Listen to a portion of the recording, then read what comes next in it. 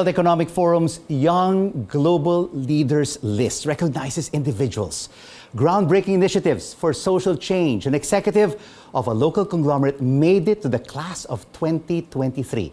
East West Bank and Philinvest executive Isabelle Gotianun Yap joins us now on The Final Word. Isabelle, congratulations! Being one of two Filipinos and two of, 100 leaders chosen for this recognition. Thanks, Rico. Thanks for having me as well. So what is expected of you now that you are part of this Young Global Leaders class?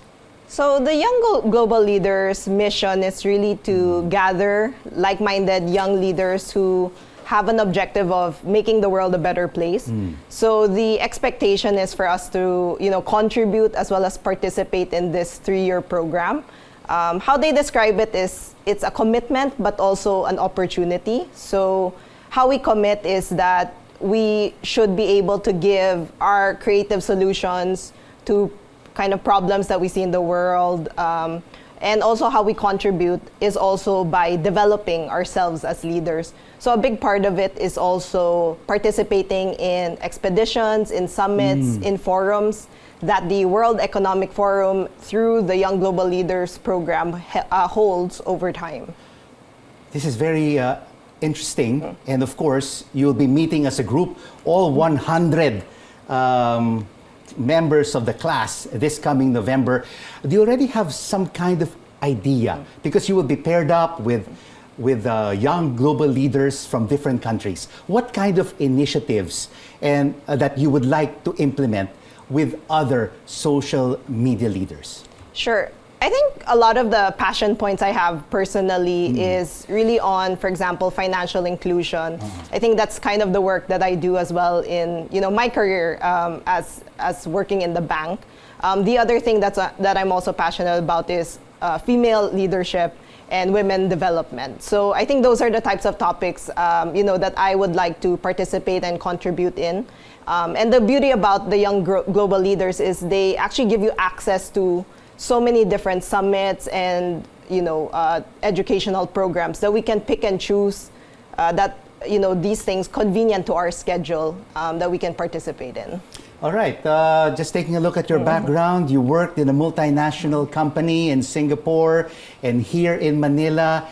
Why did you decide to join eventually the family business? Yeah, so I guess strangely, I always knew I wanted to go back to my family business. I actually grew up with two, strong female role models. My grandmother, Mercedes Gotianun, she was the first female Universal Bank president. And my mother, Josephine Gotianun Yap, is the CEO of the Philinvest Development Corporation and the group today. So I feel like I had big shoes to fill with regards to helping out in the business. But on the other side, I also felt that I wanted to take my own path and develop also myself outside of the family business first. And that's why I believe that I wanted to work in multinational corporations, work overseas, and really develop general management skills, critical thinking, and even more future-forward skills like digital marketing, for example. And after a few years, 4 years, 5 years, I felt that the impact that I was creating regionally, I wanted to bring that closer to home, and that's when the phone rang, and I also said, I'll just come back as well. It's time to come home. Yeah. Grandma and mom are asking you to come back. Strong women leadership within the Philinvest conglomerate. But how are you continuing to empower women in your organization now that you are back in the Philippines and have joined the family business over the past 5 years? Yeah, I think the Philinvest Group and even the bank, we have always been, I would call, very meritocratic. So we are, how we could term it, gender-blind organization. We don't really, see gender as a limitation or anything. For example, the bank, actually 66% of our workforce are women. And even in the board, 5 of 11 seats in our board are also held by women. Yeah. So, this is something that we really live by in terms of, how we have our work practices and also how we develop our leaders. I already mentioned my mom being CEO, but actually our bank president, Jackie Fernandez, is also a woman. So, there's a lot of opportunity that we've had to have very strong female leadership in our organizations. And Isabelle, working in Singapore Telecommunications, Singtel, which is the largest telco in Singapore, and of course, one of the Asia's largest, and working in McKinsey, you have learned a lot of best practices from these multinational companies.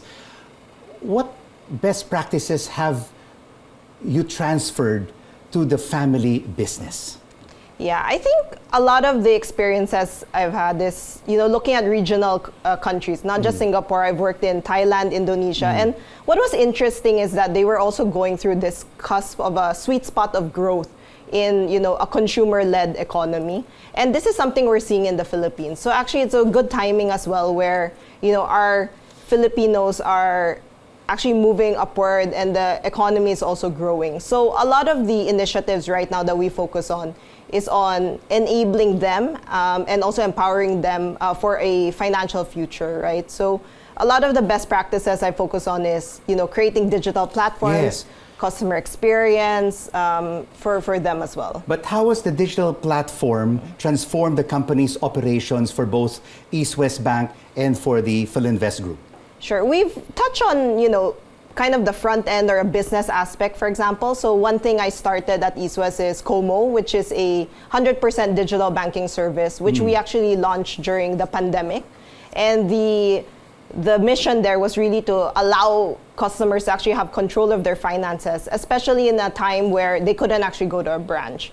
So there are a lot of these initiatives from a business perspective we've launched.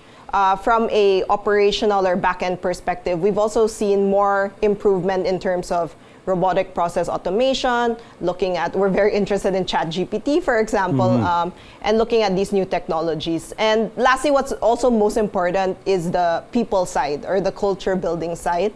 So something we've also tried to do is we've engaged in hackathons. I think it's going to be our third year, for example, and it will be something we try to embed a bit more in the mindset of our people. You're not only successful with the family business, but of course, previously in multinational companies. What is your advice to women who are watching us right now to succeed in the corporate world amid challenges and hurdles?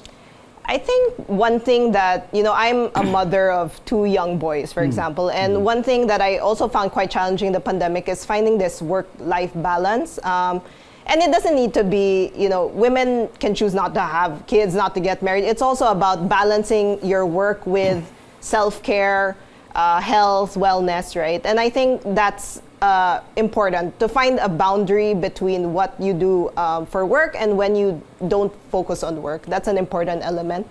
The second thing I would also want to give as advice is speaking up as well. I think, women have a lot of unique perspectives, unique feedback that will be important to the organization. And thirdly, I think, what is important, I always say, whether you're a woman or not, you should, as a leader, you need to know your stuff, and to do that, you need to be curious to always learn.